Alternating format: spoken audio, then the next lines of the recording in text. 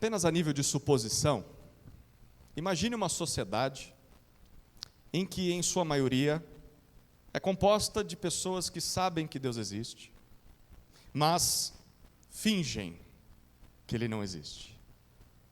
Pessoas que encobrem, suprimem, detêm essa verdade.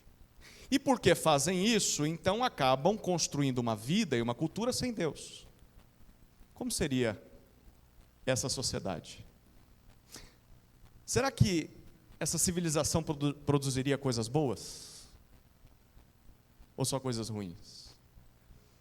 Mas enquanto essas coisas ruins, o que você acha que se destacaria? As boas ou as ruins? Mas agora pense na minoria. Eu falei da maioria. Imagine que a minoria é composta de pessoas que sabem que Deus existe e que vivem como se isso fosse verdade. E porque vivem dessa maneira, buscam a Deus. Invocam o nome do Senhor. Falam do Senhor àquelas que o ignoram. Como seria a vida destas pessoas, da minoria? Você acha que eles produziriam algum bem à sociedade? Como seria a relação desta minoria com a maioria? Com aqueles que rejeitam a Deus? Bom, a gente não precisa imaginar muito, né? Porque essa basicamente é a descrição do mundo em que nós vivemos. O mundo é exatamente dessa maneira. Há uma grande maioria que, segundo as Escrituras, sabe que Deus existe, sabe que existe um Criador, mas abafa essa verdade pela mentira. E então tenta viver sem Deus. E há uma minoria, quero crer que você faz parte dela, uma minoria que reconhece essa existência e que o busca. De onde isso surgiu? De onde vem esse conflito entre gerações, entre dois povos? Como lidar com essas diferenças? A pergunta mais importante é: de que lado você está? Da maioria ou da minoria? Como viver neste mundo buscando a Deus, sendo que as pessoas não fazem o mesmo, de modo geral? Bom, a gente vai descobrir a resposta para essas perguntas e para outras, através de 4 histórias nesse texto. Mas antes de olharmos para essas 4 histórias, é preciso lembrarmos do contexto. O que a gente viu desde o começo do capítulo 4 de Gênesis? Adão e Eva, fora do jardim, tiveram 2 filhos. Quantos filhos? 2. Foi isso que Gênesis contou para nós. Caim e Abel. Caim é o varão que Deus deu a Eva. Aquele que era a esperança. Será este o descendente prometido, o salvador da pátria? E então veio Abel.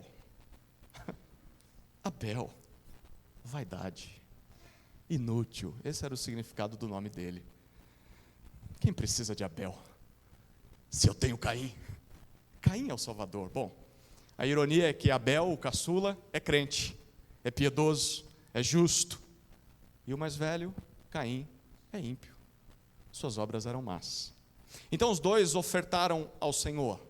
E o Senhor se agradou de Abel e de sua oferta. Mas não se agradou de Caim e de sua oferta. Tinha alguma coisa errada com Caim. E o texto deixa muito claro o que era.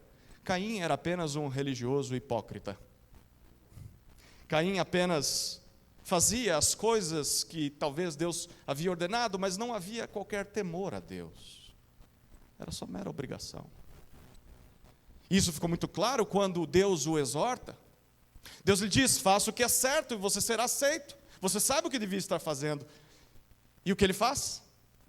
Não só deixa de consertar o seu coração diante de Deus, como mata seu próprio irmão a sangue frio. Que culpa tem Abel? Bom, o Senhor o confronta. E ele é desaforado, vocês lembram disso? Então o Senhor o sentencia a uma vida de maldição. Você vai ser fugitivo. Vai ser errante por essa terra.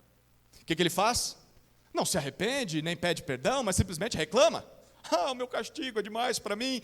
E ainda assim, Deus, que é gracioso, lhe coloca um selo, uma marca, não sabemos o que era. Mas era algo que quem olhasse para Caim deveria se lembrar: se eu matar Caim, serei vingado. Deus irá vingar 7 vezes mais aquele que matar Caim. Bom, o que aconteceu em seguida? Chegamos à primeira história, a descendência de Caim. Olhe novamente os versículos 17 e 18.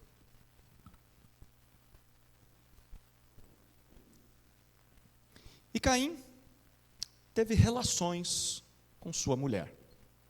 Ela ficou grávida e deu à luz Enoque. Caim edificou uma cidade e a chamou de Enoque, o nome de seu filho. A Enoque nasceu Irade.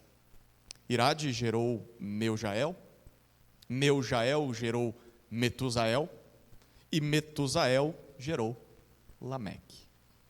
Boa lista de nomes para quem está pensando aí, né, em ter filhos. A primeira história é a respeito da descendência de Caim. Longe da presença do Senhor, a semelhança do que o seu pai Adão fez com sua mãe Eva, o versículo 17 nos diz que Caim conheceu sua mulher. A NAA traduz como teve relações, a Almeida Revista Atualizada traduz como coabitou, mas a palavra é a mesma que nós vimos lá no começo do capítulo. A pergunta que você deve estar fazendo nesse momento é: quem é essa mulher? Quem é a mulher de Caim?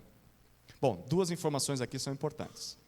A primeira é que, de acordo com Gênesis 5, versículo 4, que veremos no futuro, Adão teve filhos e filhas. E como nós veremos no final deste capítulo aqui, depois que Abel morre, Deus dá a Adão um terceiro filho, chamado de Sete. E Gênesis 5, versículo 7, nos diz que Sete também teve filhos e filhas. Essa é a primeira informação. A segunda informação é que nós não somos informados sobre a idade de Caim quando toda essa história aconteceu. E considerando que o capítulo 5 nos mostrará que as pessoas viverão em média 900 anos de idade naquela época, então essa história pode estar acontecendo séculos depois da saída do Éden. Então, isso nos dá tempo suficiente para que os irmãos e irmãs de Caim, aqueles mais novos, nascessem, se casassem e se reproduzissem. Espera aí, eles estão se relacionando com seus próprios irmãos? É. Mas a lei de Deus vai proibir que isso aconteça depois de um momento. Mas no começo foi assim que as coisas aconteceram. Então a resposta para essa pergunta difícil, quem é a mulher de Caim? Bom, a mulher de Caim só pode ter sido uma de suas irmãs, ou primas, ou sobrinhas. Nós só não sabemos o nome dela, porque o texto não informa. Bom, o que acontece com essa relação após ela? Versículo 17 diz: ela fica grávida e dá à luz a Enoque. Sabe o que significa Enoque? Enoque significa aquele que é dedicado, aquele que é consagrado, certamente não a Deus, porque Caim não quer saber de Deus. Consagrado a quem? Espere que a gente vai tentar descobrir daqui a pouco. O que Caim faz em seguida? O versículo 17 diz: ele edifica uma cidade e dá a esta cidade o nome de seu filho, Enoque.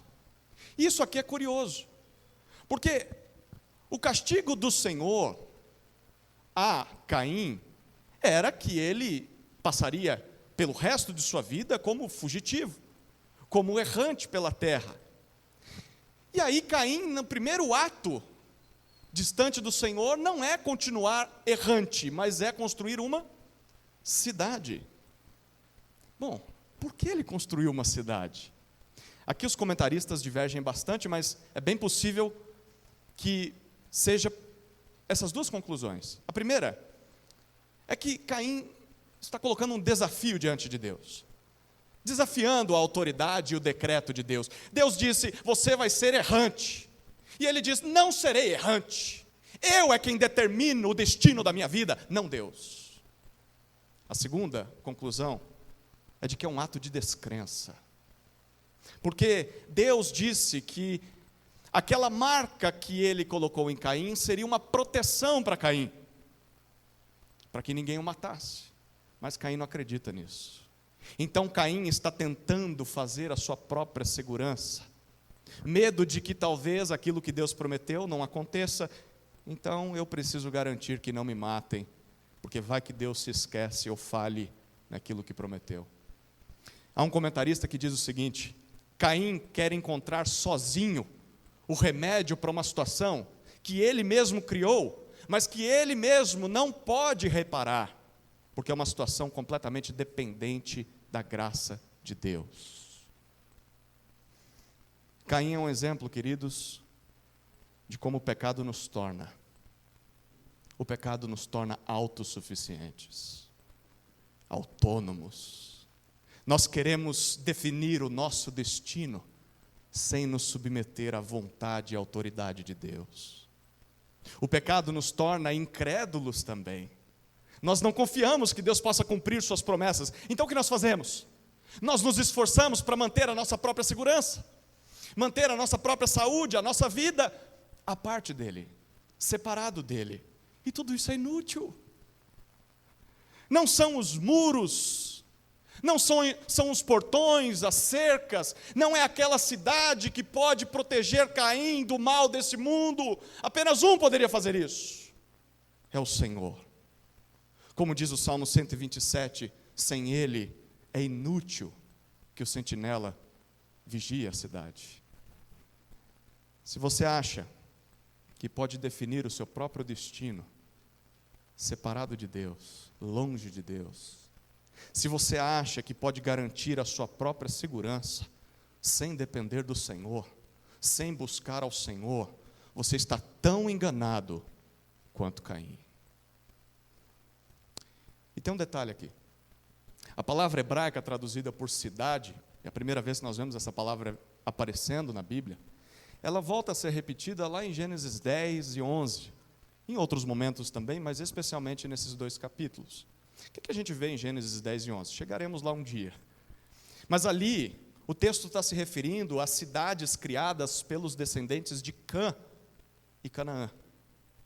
Inclusive, uma dessas cidades é Babel. Babel, que vai dar origem à Babilônia. Nessas cidades havia uma torre, bem no centro da cidade, chamada de zigurate. Essa torre era formada por escadas que iam subindo, até chegar lá em cima. O que acontecia no zigurate? Sacrifícios eram feitos no pé dessa torre, a fumaça subia, e lá os sacerdotes encontravam-se com os deuses. Nas cidades, os deuses eram adorados por meio dos zigurates. Essa é a Torre de Babel, mas chegaremos lá. Seria Caim o pai dessas práticas? Bom, é bem provável que sim. Porque Caim, é bem possível que tenha continuado com uma vida religiosa. Deus nos fez assim.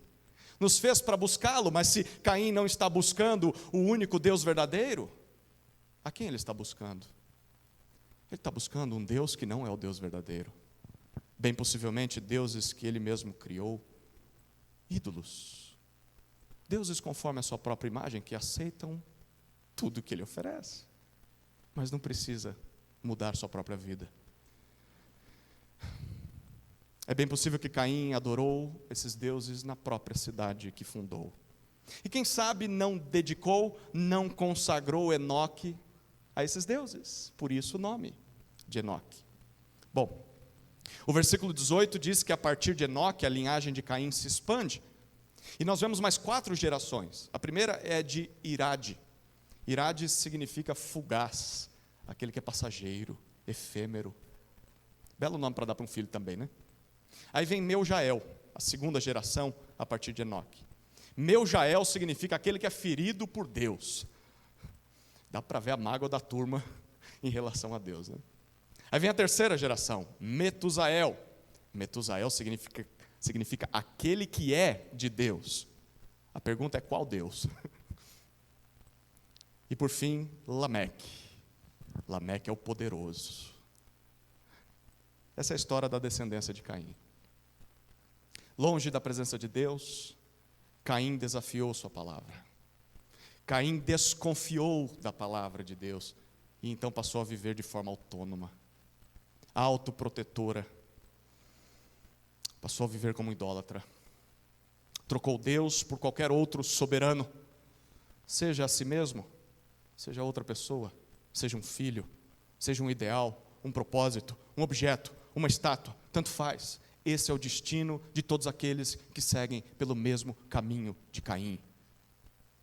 Se você se afastar de Deus, terá uma vida de autossuficiência, uma vida de autoproteção, mas tudo isso é inútil, porque só há verdadeira vida e verdadeira segurança na dependência e na proteção do Senhor, só na presença dEle. Não que cidades em si sejam ruins, porque nós sabemos, pelo restante da história do povo de Deus, que Ele irá abençoar a cidade.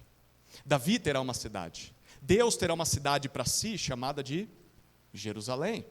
Quando nós olhamos para o futuro, haverá uma nova Jerusalém que descerá do céu como uma cidade santa, diz Apocalipse 21.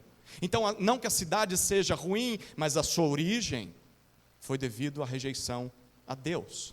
E na história, Deus redimirá a cidade. Viver na cidade é curioso, porque ela pode até trazer para nós alguns confortos. Não sei se você já viveu no interior do interior do interior do interior, né? E você sabe a diferença destes lugares para a cidade. A cidade tem confortos, tem comodidades, tem muitas facilidades, dá a sensação de mais proteção, não dá? Mas nós não podemos nos esquecer das graves e severas consequências negativas de vivermos juntos sem Deus. Quanto mais pecadores estiverem juntos, longe de Deus, mais o pecado se multiplicará. É o que nós veremos a seguir na sequência do texto. Por isso, queridos, a igreja é um milagre. A igreja é prova da existência de Deus, porque aqui está cheio de pecador que peca, e pela graça de Deus continua buscando a esse Senhor. É graça de Deus, a igreja é milagre. Essa é a primeira história, a descendência de Caim. Chegamos à segunda história, a descendência de Lameque, o poderoso. Olhem os versículos 19 até 22.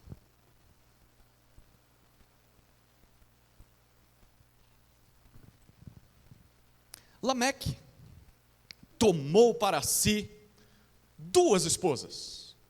O nome de uma era Ada, e o nome da outra era Zilá. Ada deu à luz Jabal, que foi o pai dos que habitam em tendas e possuem gado. O nome de seu irmão era Jubal, que foi o pai de todos os que tocam harpa e flauta. Zilá, por sua vez, deu à luz Tubal-Caim, artífice de todo instrumento cortante de bronze e de ferro. A irmã de Tubal-Caim foi Naamá. Repare no versículo 19 a quebra de um padrão que nós temos visto no capítulo 4. Adão e Caim conheceram sua mulher, tiveram relações com sua mulher.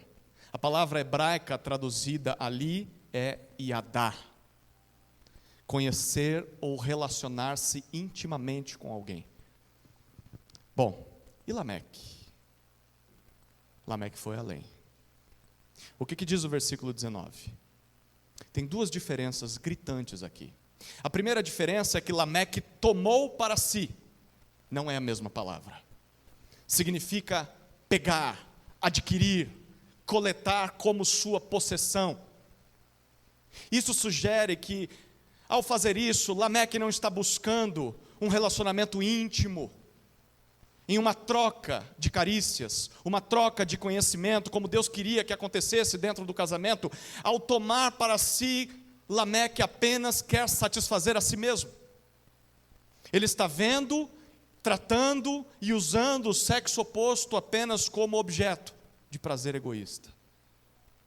Queridos, esse não é o ideal de Deus para o casamento. Não devemos olhar para o outro ou para a outra como se fosse simplesmente objeto de satisfação pessoal. Todo aquele que trata o sexo e o casamento dessa forma está, na verdade, seguindo os passos de Lameque. É um descendente de Caim. Casamento não é tomar para si. Casamento é dar-se de si. Casamento é tornar-se um. Lameque não faz isso. Mas tem uma segunda diferença gritante. Ele toma para si 2 esposas. O texto em hebraico diz 2 ishás, 2 mulheres. O nome delas, Ada e Zilá. Isso aqui é claramente uma quebra do padrão estabelecido por Deus na criação. Deus não criou Adão e mais 2 mulheres. Deus criou Adão e Eva, apenas. Isso aqui quebra não só o padrão do Criador, como quebra a confirmação do autor. Em Gênesis 2:24 nós lemos: é por isso que o homem deixa pai e mãe, se une à sua mulher, tornando-se os dois uma só carne. Esse é o padrão de Deus, confirmado pelo autor. A união entre um homem e uma mulher pelo resto de suas vidas. E isso é inclusive confirmado por Jesus nos evangelhos. Mas o que Lameque faz? Lameque, que está numa linhagem, numa sociedade longe de Deus. Bom, Lameque se torna o primeiro bígamo. O primeiro homem a se relacionar com 2 mulheres. O primeiro bígamo da história, o que vai abrir brecha para a poligamia. Uma pessoa com várias esposas ou uma mulher com vários maridos, poligamia. Nós veremos isso acontecendo em Gênesis daqui a pouco. Mas talvez aqui você esteja fazendo uma pergunta: está errado. Mas a maioria dos patriarcas e reis de Israel, inclusive Davi, inclusive Salomão, eles não foram bígamos ou polígamos? A resposta é: sim, eles foram. Mas Deus nunca ordenou isso. Isso foi criação humana, criação pagã, de uma cultura sem Deus. Aí talvez você faça a segunda pergunta: mas se é tão errado assim, por que Deus não proibiu na lei? Bom, Deus nem precisava proibir isso. O próprio padrão da criação já mostrava a sua vontade.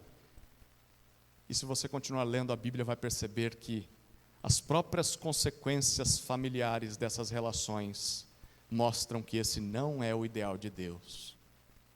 Você vai ver família por família, no livro de Gênesis inclusive, que toda vez em que esse padrão é rompido, vai ter consequências desastrosas. Problemas entre as esposas, problemas entre os filhos dessas relações. Mas ainda assim, há pessoas que no passado fizeram isso, inclusive personagens bíblicos, e sofreram por causa disso. E a gente, nos dias de hoje, que insistem em ter mais de um parceiro, mais de um casamento. Nós vemos isso em culturas orientais, vemos isso em tribos indígenas, mas também tem até a sua poligamia ocidental. Traições, gente que cultiva 2 famílias de maneira escondida, vários casamentos e inclusive poligamia. Tem uma família, entre aspas família, famosa no Brasil, aqui de Atibaia, em que o cara tem 5, 6 esposas e eles se orgulham no Instagram. E tem um monte de gente seguindo e curtindo. A poligamia existe. Sabe qual a opinião de Deus sobre tudo isso? Está errado. É uma aberração que teve início em um povo que se afastou de mim, que se esqueceu de mim. Eu te fiz para casar com apenas uma pessoa do sexo oposto e viver com essa pessoa em aliança pelo resto da sua vida. Queridos, quanto mais longe de Deus uma pessoa e uma sociedade estiverem, mais a depravação e a desobediência acontecerá, especialmente na área afetiva, sexual, familiar. É por isso que um candidato a presbítero e a diácono, que são modelos para a igreja, devem ser marido de uma só mulher. porque a liderança da igreja irá dar para os membros um vislumbre, um exemplo do ideal de Deus para o casamento. Marido de uma só mulher. Bom, a partir disso, no versículo 20, nós vemos a lista de filhos que Lameque teve com cada uma de suas 2 Ixás. A primeira é com Ada, versículo 20 e 21. Com Ada, que significa ornamento, esse é o nome dessa primeira mulher, ele teve 2 filhos, belos nomes também, né? Jabal e Jubal, que falta de criatividade, né? Jabal significa ribeiro de águas. O texto diz que ele foi o primeiro, no versículo 20, ou foi o pai daqueles que habitam em tendas. O primeiro nômade da história. Deveria ter sido Caim, né? Mas não foi Caim. E ele também foi o primeiro a criar gado, o primeiro pecuarista da história. A expressão aqui traz a ideia de animais em geral, então podia ser camelo, burro, todo tipo de animal. Diferente de Abel. A gente viu no começo do capítulo que Abel era pastor de ovelhas, ele cuidava de rebanhos. Agora, o Jabal, ele vai cuidar de todo tipo de gado além de ovelhas. Versículo 21 fala do segundo filho, Jubal, significa ribeiro. Está vendo a falta de criatividade, né? O ribeiro, o que ele teve? O texto diz que ele foi o primeiro, ou foi o pai, dos que tocam harpa. A palavra aqui traz a ideia de saltério. E também daqueles que tocam flauta. A palavra hebraica é cítara. Eram instrumentos musicais, provavelmente de cordas. Certamente ele não foi o primeiro a inventar a música, porque nós já vimos que quando Deus traz a mulher para Adão, o que ele faz? Poesia. Ele começou o cântico poético, mas o texto diz que Jubal é o primeiro a colocar instrumentos sonoros nesta poesia e transformá-los em músicas com som, acompanhamento de cordas. O versículo 22 diz a respeito dos filhos que Lameque teve com Zilá. E Zilá significa sombra. Era uma sombra mesmo da primeira mulher, né? 2 filhos. O primeiro é Tubal-Caim. Literalmente, aquele que veio da descendência de Caim. Essa turma venerava Caim, né? Tubal-Caim, o texto diz, foi artífice de todo instrumento cortante. A expressão pode se referir tanto a instrumentos domésticos, de cuidado também com a terra e o gado, mas também pode se referir a instrumentos usados na guerra, armas. E ele fazia essas coisas de bronze e de ferro. A palavra artífice, ou a Almeida Revista Atualizada traduz como fabricante, significa um martelador, ou um afiador, um amolador de facas. Sugere o uso de disciplinas avançadas, de fundição, de forja. E repare, tudo isso antes mesmo do surgimento das modernas eras do bronze, a era do ferro também. Bom, provavelmente o texto está falando de algum ferro meteórico, de pedras que caíam do céu, ou depósitos superficiais de cobre encontrados em escavações daqueles tempos. São encontrados bronze nessa época. Bom, segundo filho, na verdade filha, que Lameque tem com a Zilá é a Naamá. Naamá significa encanto. Devia ser bonita, né? Mas não tem mais nada sobre ela. A primeira mulher citada, filha dessa geração, não tem nada além do nome. Interessante, essas 4 áreas criadas pelos filhos de Caim, lembra que Caim foi amaldiçoado pelo Senhor. Caim gerou uma cultura pagã, idólatra, longe de Deus. Essas 4 áreas seriam todas utilizadas, todas redimidas pelo povo de Deus lá no deserto. Por exemplo, por 40 anos, onde Israel moraria enquanto peregrinava em direção à terra prometida? Em tendas. Inclusive, Deus habitaria numa tenda, no tabernáculo, até chegarem em Canaã. Em segundo lugar, a maior fonte de alimento e de riqueza daquele povo seria a criação de gado, especialmente dentro da terra. E a gente sabe que os sacrifícios seriam realizados com animais. Em terceiro lugar, no culto ao Senhor, eles se utilizariam de quê para cantar louvores ao Senhor? Instrumentos de cordas, especialmente a harpa e a cítara.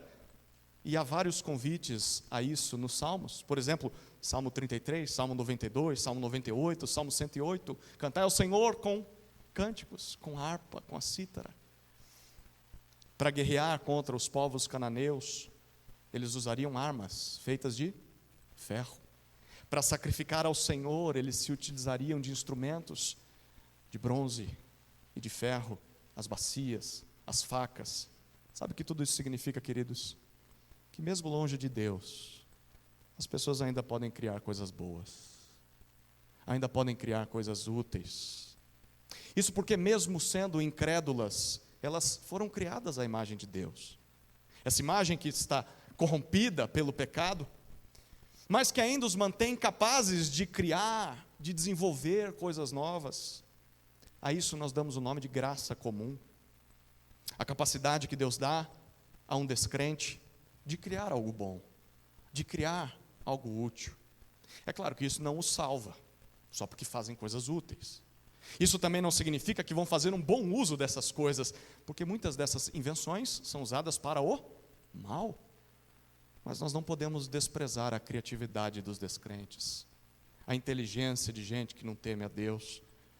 Muitas ferramentas, muitas invenções boas e úteis que nós utilizamos hoje não foram criados por crentes, foram criados por pagãos, por idólatras.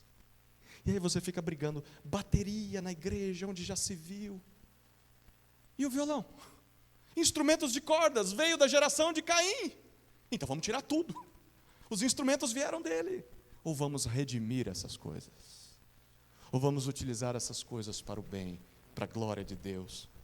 Então nós devemos respeitar as boas criações feitas por gente que talvez não tema a Deus, mas é a imagem de Deus. Valorizar essas coisas, aproveitá-las, redimi-las, caso estejam sendo usadas para o mal, tornar essas coisas em algo bom, para cultuar a Deus, para fazer o bem aos outros, e quem sabe talvez sermos mais humildes, quem sabe talvez considerar que não existe apenas inteligência dentro da igreja. Deus também dá habilidades, capacidades a descrentes, para o bem da humanidade. Você acha que todos os inteligentes da terra estão só dentro desse salão aqui? A gente tem que ter um pouquinho mais de humildade, não deve? Terceira história. Chegamos à história a respeito dos pecados de Lameque. Versículos 23 e 24 nos contam essa terceira história. Olha o que diz o texto.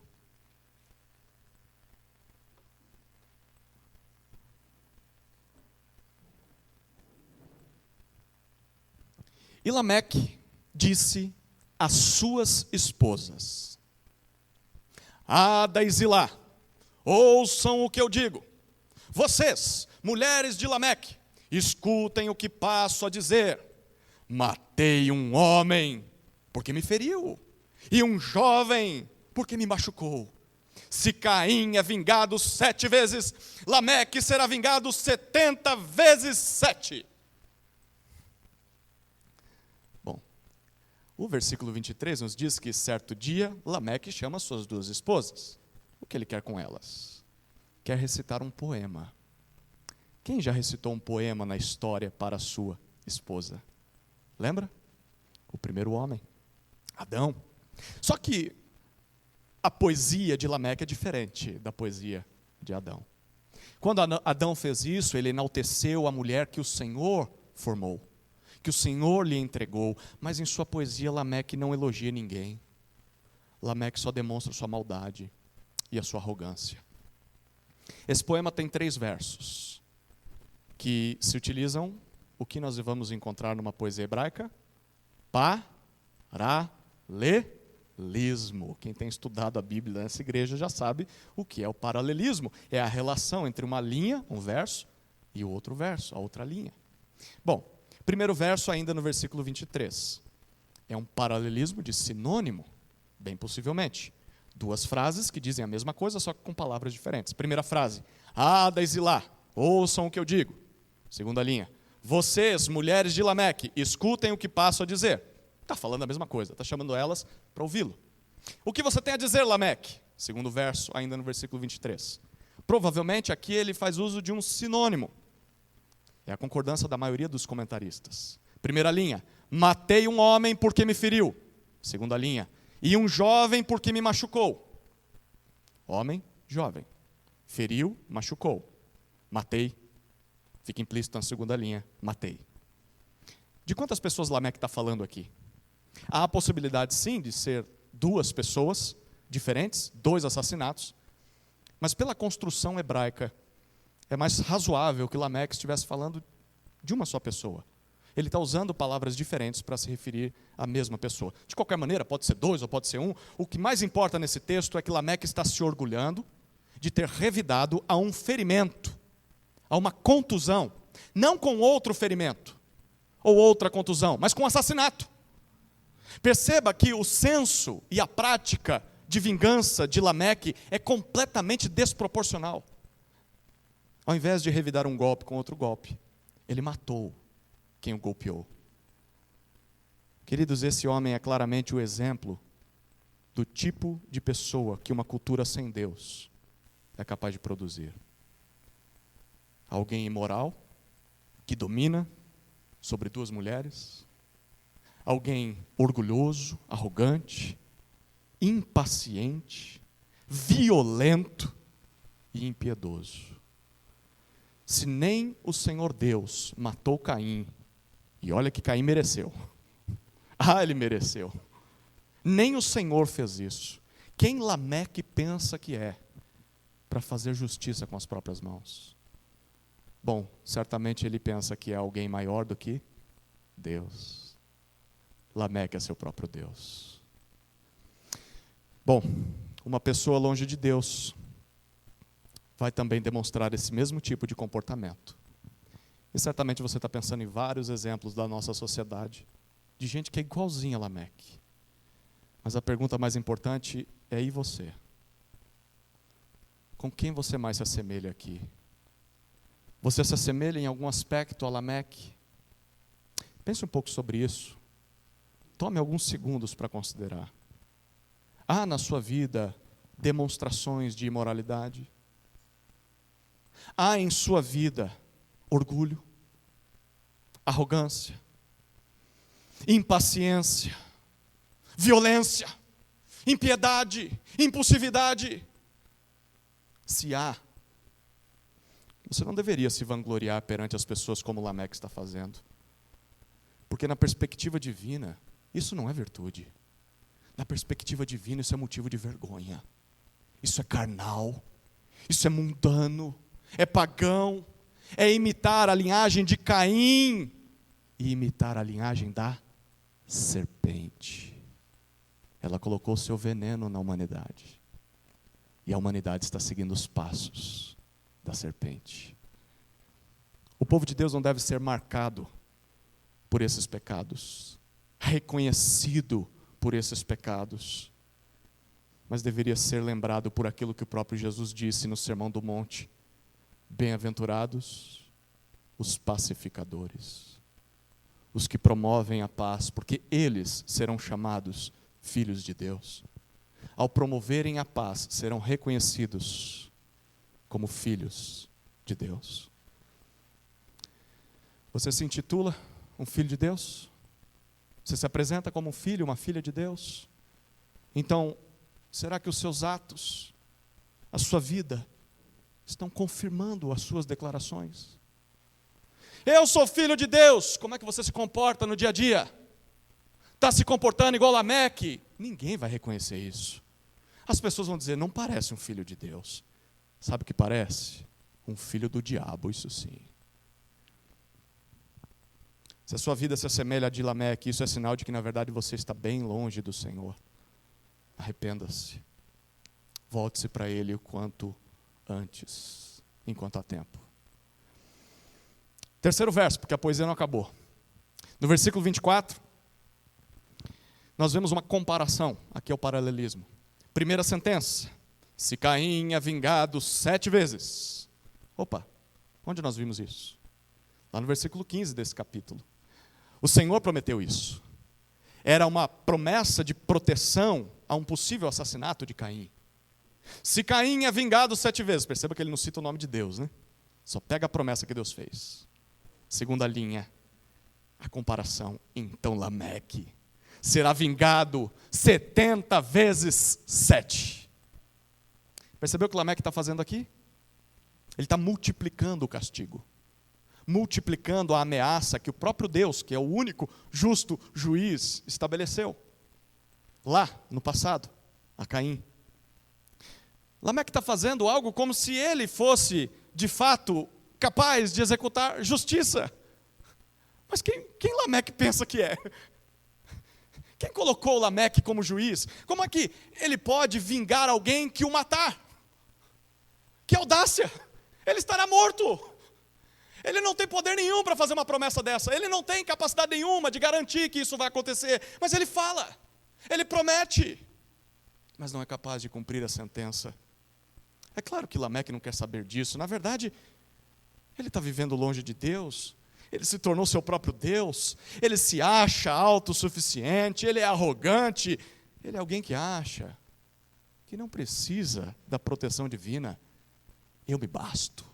Eu sou minha própria segurança. E sabe como eu vou garantir essa segurança? Falando grosso, fazendo ameaças, fazendo promessas de vingança. É assim que as coisas funcionam comigo. Deu aqui, vai tomar ali. E ai de quem discordar. Tem gente que faz isso, não tem? Olha aí, Lameque é o pai dessas pessoas.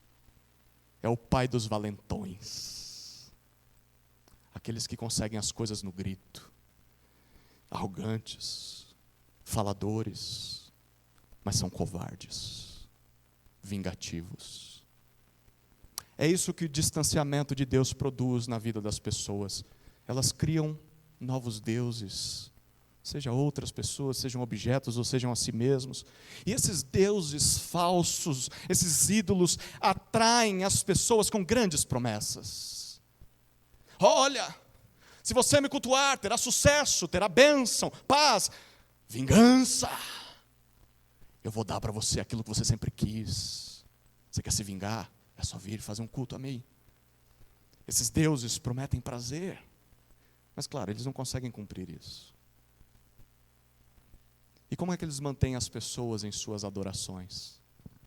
Como é que eles mantêm respeito, reverência, culto ao longo da vida dos idólatras? Através do medo, através das ameaças. Se esses deuses não forem satisfeitos, então eles executam vingança. Eles vão castigar você. Eu não sei a sua história, mas é bem possível que você, alguém aqui, tenha vindo de uma situação como essa, de escravidão a um Deus falso. Talvez até com o nome de Deus, mas não era Deus coisa nenhuma. Morria de medo de sair de lá, ou de desobedecer e desagradar essa divindade, e ele te castigar, ele te punir. Isso não é Deus, isso é um ídolo. Lameque está sendo o protótipo de tudo isso é falso. Esses ídolos são falsos deuses criados por pessoas longe de Deus. Lembra que o povo de Israel está caminhando no deserto, cercado de deuses desse tipo, fazendo várias ameaças. E se você não sacrificar, se você não fizer isso, se não fizer aquilo, esses deuses vão castigar vocês. Vocês não vão ter colheita, não vão ter água, não vão ter vida. E Moisés está deixando muito claro para aquele povo: são todas mentiras. Só existe um Deus que é capaz de cumprir aquilo que promete. Um Deus que tem uma palavra que nunca falha. E somente esse Deus é digno de receber adoração. E Ele não faz ameaças. Esse Deus conquista essa adoração simplesmente por sua glória. Simplesmente por sua beleza, por sua graça. Louvado seja o único Senhor. Somente Ele é digno de nossa adoração. É a Ele que nós devemos temer. É a Ele a quem devemos ser fiéis. E somente a Ele, o único digno. E esse é o único Deus que certa vez se dirigiu aos homens na pessoa de seu Filho. E disse assim: se alguém pecar contra você, Não digo que perdoe apenas até 7 vezes, mas até 70 vezes 7. É a este Deus de amor que nós devemos seguir. A este Deus que devemos imitar, e não a Lameque. Não aos falsos deuses vingativos e irados. Bom, essa é a história dos pecados de Lameque. E esse foi o ápice dessa descendência de Caim. Toda essa descendência viveu longe de Deus. E sabe o que isso nos lembra, queridos? Primeiro nos lembra que, apesar dos avanços, dos progressos criativos, tecnológicos, uma sociedade sem Deus irá progredir cada vez mais no pecado. Sim, há uma boa aparência externa. Um povo sem Deus vai produzir coisas belas, uma boa estética, vai aparentar uma estabilidade, uma segurança, uma certa confiança, mas por dentro, essa sociedade estará sempre marcada e corrompida por sérios problemas morais. Essa é a nossa sociedade. Por fora, bela viola. Por dentro, pão bolorento. Essa é a nossa sociedade. Longe de Deus.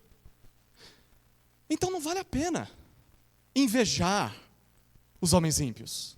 Não vale a pena imitar aqueles que vivem longe de Deus, porque a vida deles é miserável.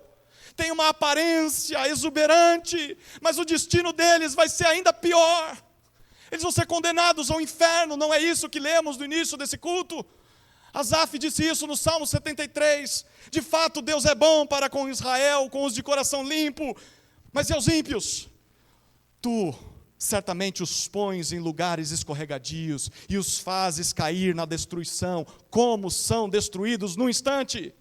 São totalmente aniquilados, de fato. Os que se afastam de ti, disse Asaf, certamente perecerão. Tu destróis todos os que são infiéis para contigo, mas quanto a mim, bom é estar perto de Deus. Faço do Senhor Deus o meu refúgio para proclamar todas as suas obras. Queridos, não adianta. A humanidade por conta própria, longe de Deus, não vai melhorar. Essa é a realidade bíblica. Talvez você esteja esperando a próxima eleição para que o mundo seja salvo. Não vai ser salvo. Pode melhorar ou pode piorar, mas a salvação não virá daí.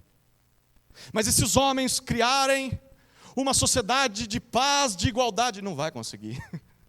Não vai. Eles prometem, mas não vão conseguir. Nem as melhores cidades, nem as maiores tecnologias são capazes de mudar quem nós somos. Nós somos pecadores caídos, longe de Deus. Se não fosse a graça de Deus para nos salvar, estaríamos perdidos.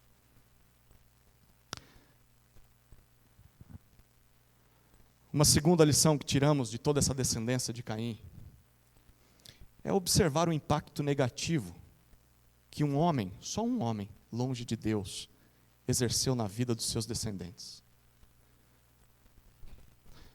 Caim viveu longe do Senhor.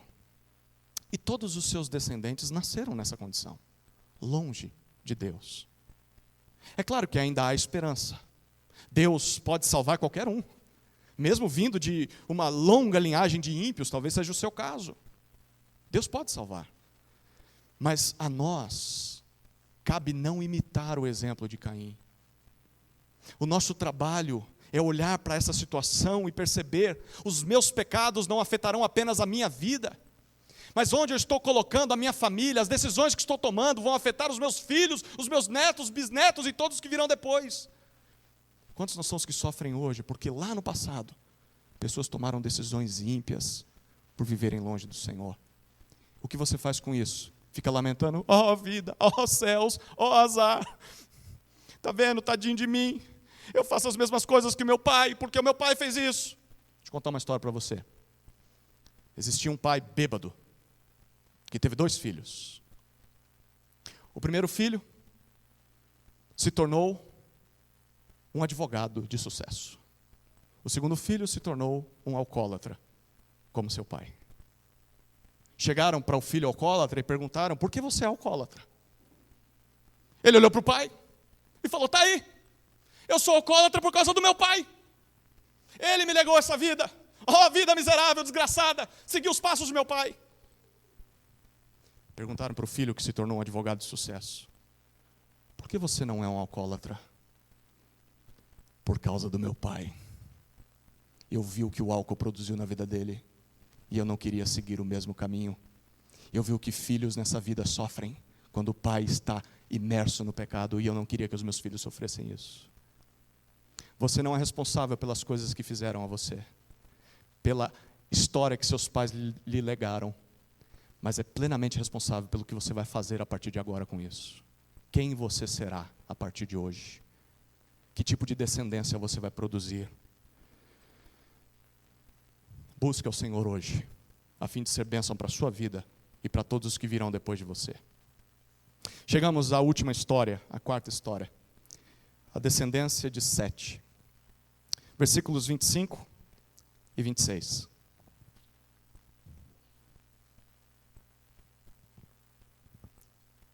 Adão tornou a ter relações com sua mulher.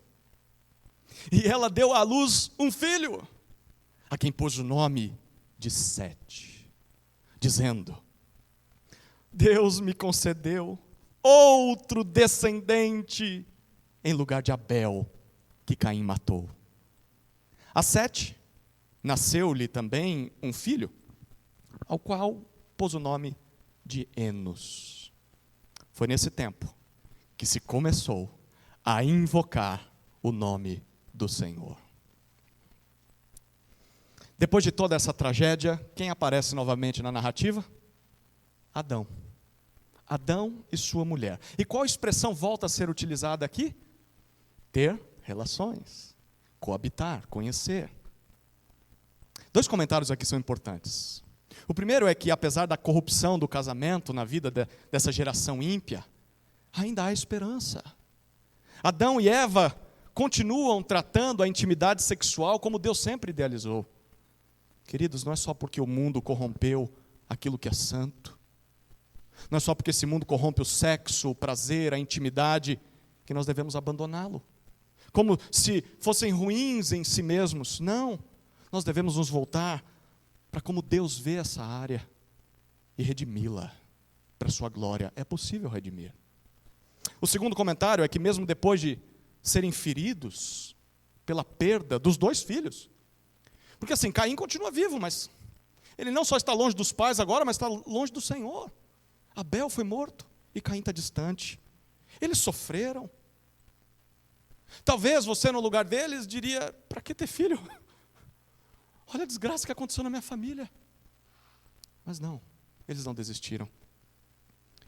Eles ainda confiaram em Deus e continuaram a obedecer a Deus. Lembra que Deus disse: multiplicai-vos, enchei a terra. E é o que eles continuam fazendo. Queridos, não é só porque nós fomos machucados pelo pecado de outros, não é só porque as dores da vida nos marcaram, a decepção com pessoas nos atingiu, que nós devemos parar de ter esperança, que devemos parar de fazer o que Deus nos manda fazer. Não, queridos, a fé verdadeira permanece no cumprimento da vontade de Deus, apesar das circunstâncias contrárias. É possível continuar crente, é possível continuar obediente. O que acontece? Versículo 25, o texto nos diz: nasce mais um filho, a quem eles dão o nome de Sete. Sete. Arão e Joyce podem dar esse nome para o filho deles. Sete. Sabe o que esse nome significa? Sete significa compensação. Compensação. Esse casal vê esse novo filho como uma reparação divina, aquela catástrofe na sua família. O filho crente foi morto, o descrente se desviou. E isso fica muito claro na explicação que a própria mulher dá para esse nome, no versículo 25. Ela diz: Deus me concedeu outro descendente, outro filho em lugar de Abel, que Caim matou. Percebeu? Na palavra descendente? Ah, mas a minha versão bíblica não traduz descendente. Que pena. Que pena. A Nova Almeida atualizada e a Revista atualizada traduzem como descendente. Porque essa é a tradução da palavra hebraica zerá. Qual a palavra hebraica? Zerá. Zerá significa semente, posteridade. Foi a mesma palavra que apareceu lá em Gênesis 3,15, quando o Senhor Deus prometeu para a serpente que um zerá, um descendente da mulher, venceria a serpente. O que possivelmente tudo isso significa, queridos? Que ao nomear Caim, o primogênito, Eva acreditava que ele era o varão, aquele que venceria a serpente, não podia estar mais enganada. E então, quando ela nomeia Abel, o segundo filho, isso é um inútil, vaidade, eu não preciso de mais filhos, apenas Caim me é suficiente. Errou ainda mais. Mas agora Eva aprendeu a lição. Ela parece entender que o nascimento do Salvador não será tão rápido assim. Vai demorar. Mas ainda assim há esperança. O Senhor Deus há de cumprir o que prometeu. Através de um descendente desse novo filho, Sete, Deus cumprirá a sua promessa. Queridos, não é só porque as nossas expectativas mal direcionadas foram frustradas, porque nós somos rápidos, precipitados em julgar um livro pela capa, né? Como nós fazemos isso? Esse aqui vai dar bom. Esse é meu filho predileto. Você só dá trabalho mesmo. Quantos não são os pais que se frustram, né? E frustram os filhos por causa disso. Bom, as expectativas foram criadas e frustradas. Mas isso não significa que as promessas de Deus se falharam. Deus continua sendo fiel àquilo que prometeu. E nós devemos confiar nisso. Devemos esperar Deus cumprir aquilo que Ele disse, mesmo que demore. Um dia tudo que Deus prometeu se cumprirá. Confie nisso. Descanse nisso. Mesmo que você vá aprendendo isso ao longo da sua vida, como Eva está aprendendo. E dessa vez Eva estava certa. O versículo 26 diz que Sete também tem um filho, chamado de Enos. Enos significa homem mortal. É bem possível que isso transmitiu a ideia de que o Salvador vai demorar. Não é esse filho ainda.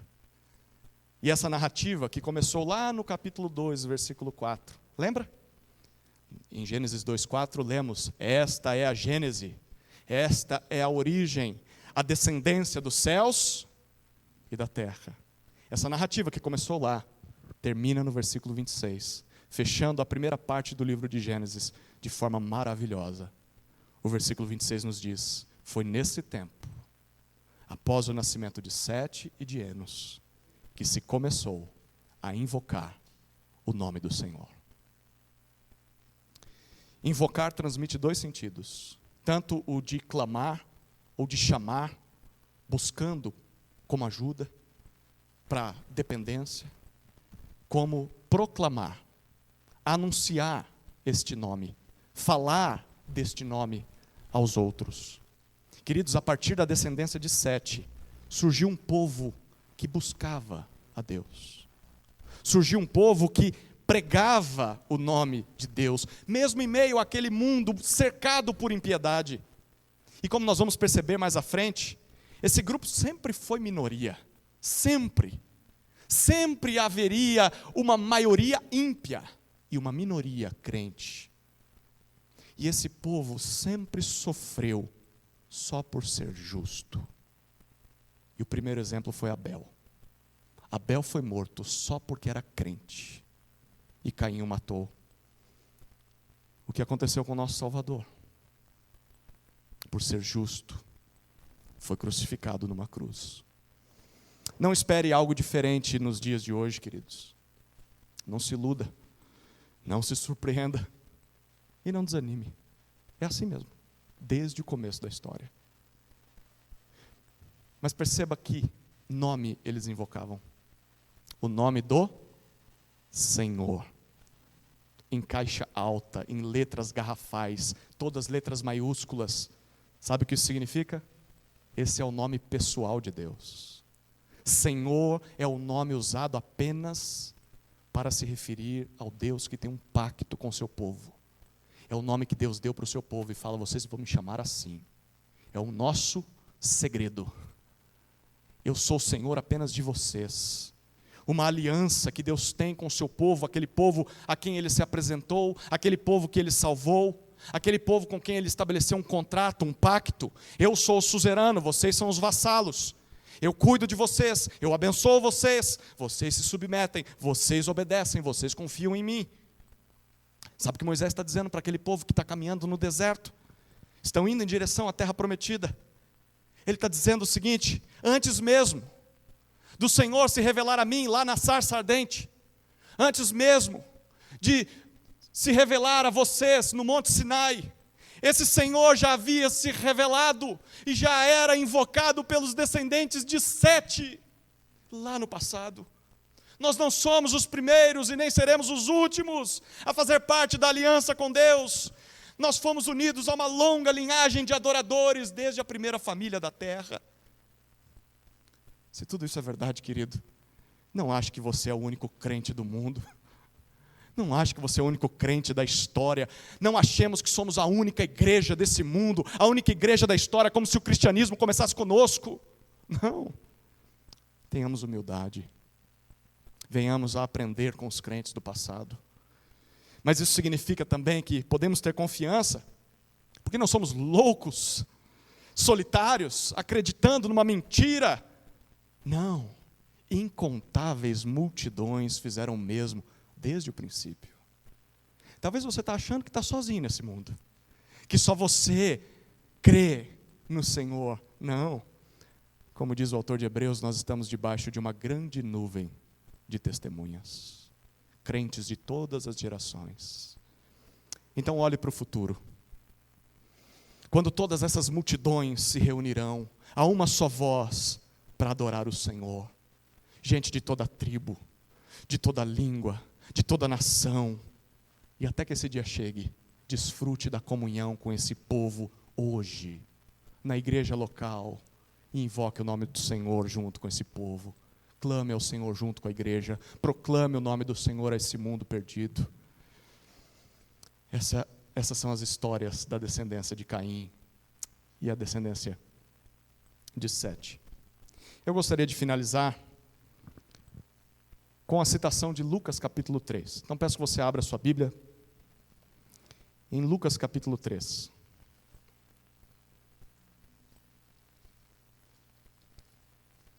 O que tem a ver Lucas 3 com o texto que nós lemos?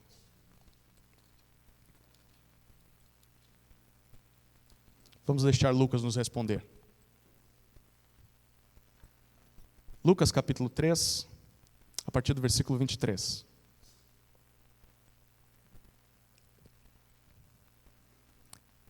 Bem possivelmente na sua Bíblia, antes desse versículo, tem um título, né? Qual é o título aí da sua Bíblia? A genealogia de Jesus Cristo. Então essa é a quinta história da noite. A história da descendência, ou a genealogia de Jesus. Como começa essa genealogia? Versículo 23. Ora, Jesus tinha cerca de 30 anos quando começou o seu ministério.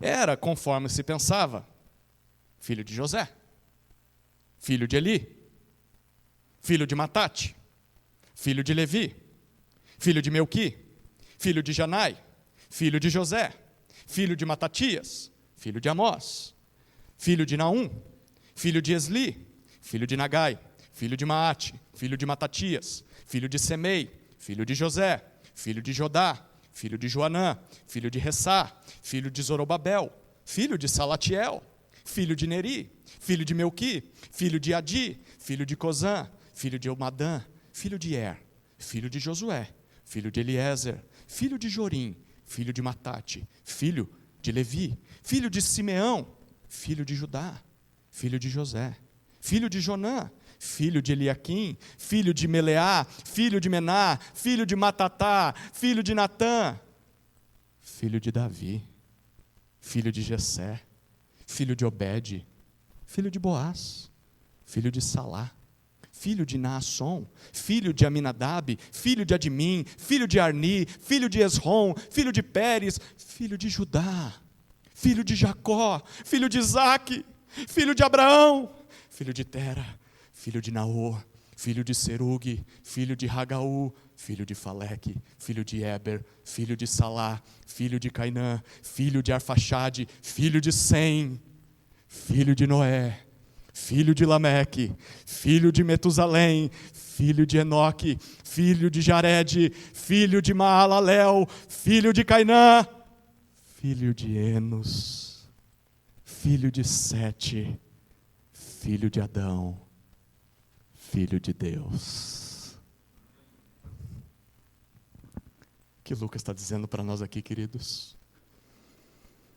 Ele não só está confirmando que toda a história de Gênesis, de 1 até 4, é real, é verdadeira, esses personagens são históricos, não é um mito, são personagens históricos, porque se você nega Gênesis de 1 a 4, tem que negar Lucas 3, e tem que negar quem Jesus é.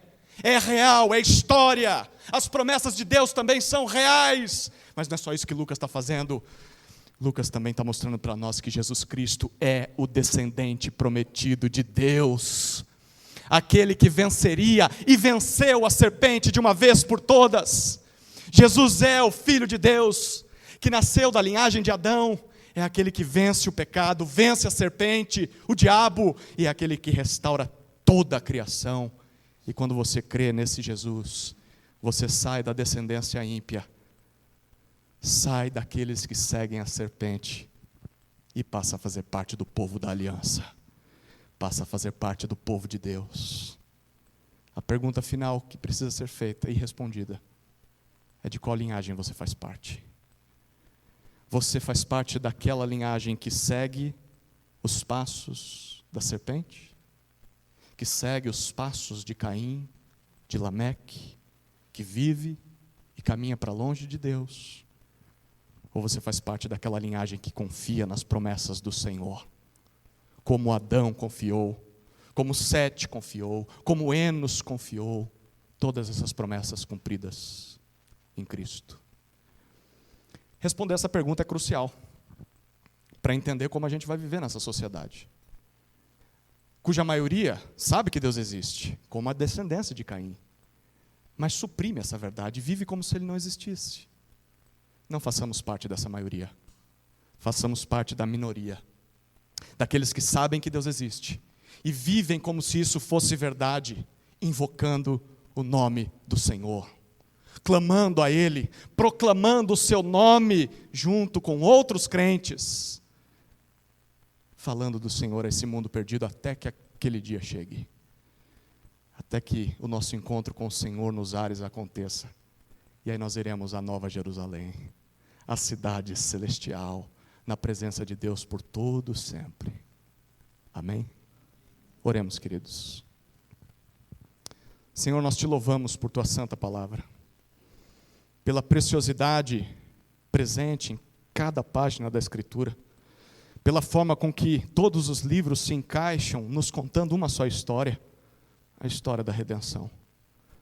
E não só te louvamos por toda essa maravilha, mas principalmente porque essa história é real e diz respeito ao teu Filho Jesus, que veio a esse mundo para morrer por gente como nós, pecadoras, perdidas. Te louvamos, Senhor, porque entendemos essas coisas e porque podemos nos dobrar diante de Jesus e encontrar salvação.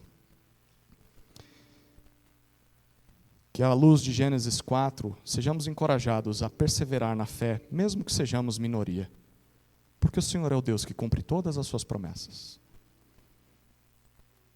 Tenhamos esperança, Senhor, porque o Senhor não perdeu o controle da história. O Senhor continua sendo o Deus que governa todas as coisas, que cuida de sua igreja, que cuida de nossas vidas. E eu oro, Senhor, por aqueles que talvez ainda sejam parte de uma linhagem rebelde, de costas para o Senhor. Que a sua graça os alcance, que seus corações sejam abertos, que contemplem sua maravilhosa graça e se rendam a ela. Que aos pés de Jesus encontrem a verdadeira vida. Essa é a nossa oração no nome de Jesus. Amém. Amém.